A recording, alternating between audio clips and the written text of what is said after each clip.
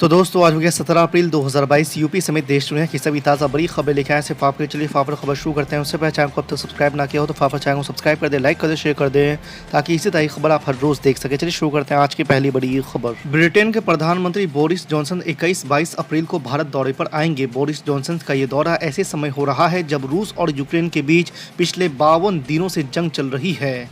Boris Johnson के इस यात्रा के दौरान दोनों पक्ष अपने संबंधों को और मजबूत करने का प्रयास करेंगे। आपको बता दें कि ब्रिटेन के प्रधानमंत्री बोरिस जॉनसन पिछले साल ही भारत दौरे पर आने वाले थे, लेकिन कोरोना वायरस की वजह से 2 बार यात्रा रद्द करना पड़ा था। फॉर्म में चल रहे विकेटकीपर दिनेश कार्तिक के नाबाद 67 रन और ऑलराउंडर ग्लेन मैक्सवेल के 55 रनों के शानदार अर्धशतक और तेज गेंदबाज जोश हेजलवुड की बेहतरीन गेंदबाजी की मदद से रॉयल चैलेंजर्स बेंगलोर ने दिल्ली कैपिटल्स को शनिवार को 16 रनों से हरा दिया है। आपको बता दें कि बेंगलोर ने 20 ओवर में 5 विकेट पर 189 रन का चुनौतीपूर्ण स्कोर बनाया और दिल्ली को 7 विकेट पर 173 रन पर रोक दिया है। बेंगलोर ने इस तरह 6 मैचों में चौथी जीत हासिल की, जबकि दिल्ली ने 5 मैचों में तीसरी हार का सामना करना पड़ा है। देश भर में सांप्रदायिक हिंसा की बढ़ती घटनाओं और इन मामलों में केंद्र सरकार की निष्क्रियता के खिलाफ 13 मुख्यमंत्रियों और विपक्षी नेताओं ने एक संयुक्त बयान जारी किया है। आपको बता दें कि सोनिया गांधी, शरद पवार, ममता बनर्जी, एमके स्टालिन, हेमंत सोरेन, तेजस्वी यादव सहित अन्य विपक्षी नेताओं ने लोगों से शांति और सद्भाव बनाए रखने और सांप्रदायिक हिंसा के अपराधियों को कड़ी सजा देने की संयुक्त अपील की है। आपको बता दें कि संयुक्त बयान में 13 विपक्षी दलों ने कहा है कि भोजन, आस्था जैसे मुद्दों का इस्तेमाल सत्ता प्रतिष्ठान की ओर से समाज का ध्रुवीकरण करने के लिए किया जा रहा है। शनिवार को सोनिया गांधी और राहुल गांधी समेत कांग्रेस के दिग्गज नेताओं के साथ बैठक में प्रशांत किशोर ने आम चुनाव 2024 की जीत के लिए प्लान 370 का मंत्र साझा किया है। कांग्रेस सूत्रों का कहना है कि बैठक में प्रशांत किशोर ने पार्टी ज्वाइन में हामी भरी, हालांकि उन्होंने पार्टी में कोई पद नहीं मांगा है। उधर अपने प्रेजेंटेशन के दौरान प्रशांत किशोर चुनाव के लिए कांग्रेस के हर कदम पर पार्टी नेताओं से चर्चा की, जिस पर राहुल गांधी राजी हो गए हैं।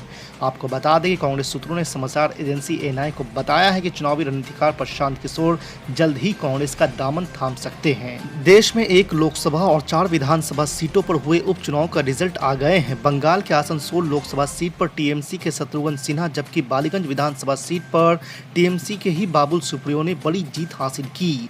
उधर बिहार के बोचहा विधानसभा सीट पर आरजेडी के अमर पासवान विजय हुए हैं। वहीं महाराष्ट्र की बात की जाए तो महाराष्ट्र के कोल्हापुर नॉर्थ सीट पर कांग्रेस उम्मीदवार जयश्री यादव ने बीजेपी के सत्यजीत कदम को करीब 19,000 वोटों से करारी शिकस्त दी है। वहीं छत्तीसगढ़ की बात की जाए तो छत्तीसगढ़ के खैरागढ़ विधानसभा सीट पर भी कांग्रेस की यशोदा वर्मा 20,167 वोटों से जीत हासिल की है। वहीं भाजपा के खाते में शून्य रहा है, खाली हाथ रही है। समाजवादी पार्टी के राष्ट्रीय अध्यक्ष अखिलेश यादव ने कहा है कि यूपी अराजकता की गिरफ्त में है। सरकार के लोग विपक्षियों को बुलडोजर से डरा रहे हैं, जबकि सत्ता संरक्षित अपराधी कहर बरपा रहे हैं। महंगाई, बेरोजगारी और भ्रष्टाचार दूर करना भाजपा के बस की बात नहीं रह गई है। आपको बता दें कि अखिलेश यादव ने शनिवार को जारी एक बयान में कहा है कि मुख्यमंत्री का कथित जीरो टॉलरेंस का फैसला लोक भवन के अंदर या मुख्यमंत्री आवास तक ही सीमित है। अपराधी बेफिक्र होकर घटनाओं को अंजाम दे रहे हैं। पूरे प्रदेश में जंगल राज है। संघ परिवार के लोग इस देश में लो इंटेंसिटी वायलेंस करने के लोग मास्टरी हासिल कर चुके हैं। कैसे कोई जुलूस के दौरान में मस्जिद के ऊपर झंडा लगा सकता है? पुलिस क्यों खामोश बैठी थी?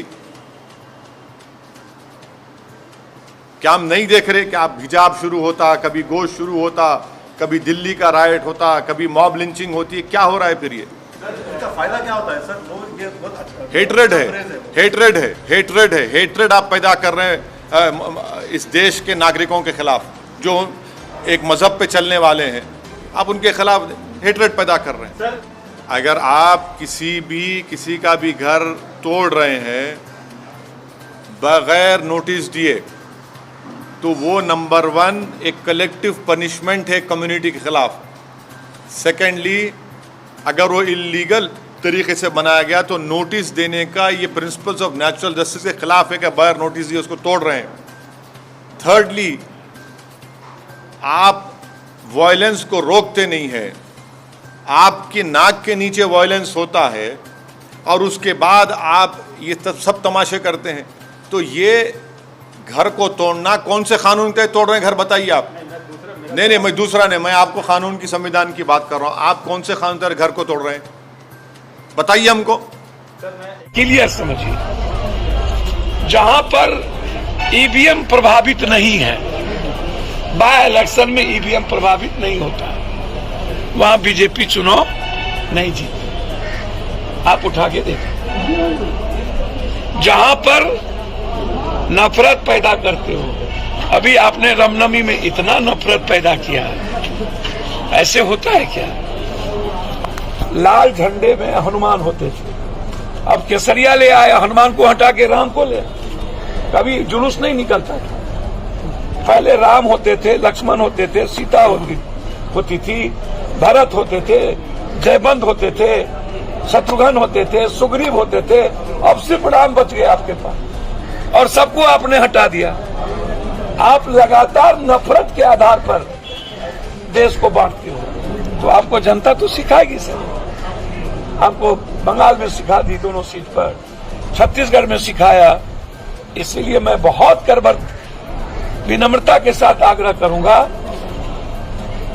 बाय इलेक्शन चुनाव ये बता दिया कि जहां पर ये लोग की सेटिंग गेटिंग नहीं है और जहां ये समाज को नहीं बांट पाती है और जहां व्यक्तिगत लाभ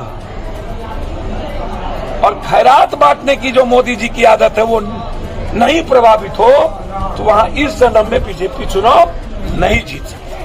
अंतिम एक बात और हमको बहुत खुशी है कि जादव और ब्रह्मर्षि के बीच लंबे समय से जो कुछ लोगों ने नफरत पैदा किया, मुझे लगता है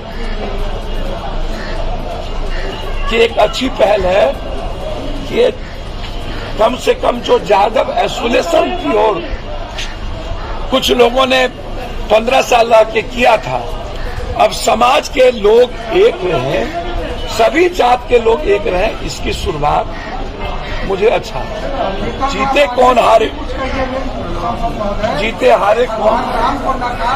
देखिए, मैं 2-3 बात आपको पहले बताऊं। वो चाह नहीं, देश में 4 सीट पे चुनाव हो, लोकसभा शत्रुघ्न सिन्हा जी, छत्तीसगढ़ में कांग्रेस, बंगाल में ममता, बोचहा सीट मुसाफिर पासवान जी की मौत हुई थी। एक बीजेपी का घमंड, अहंकार। देखिए, बीजेपी मतलब नरेंद्र मोदी, नरेंद्र मोदी मतलब बीजेपी, बस यही बच गया। नरेंद्र मोदी जी से ही बीजेपी की जो भी वोट बची हुई है, बची हुई है। बिहार में कुछ लोग बीजेपी के नेता स्वयंभू नेता बनने लगे।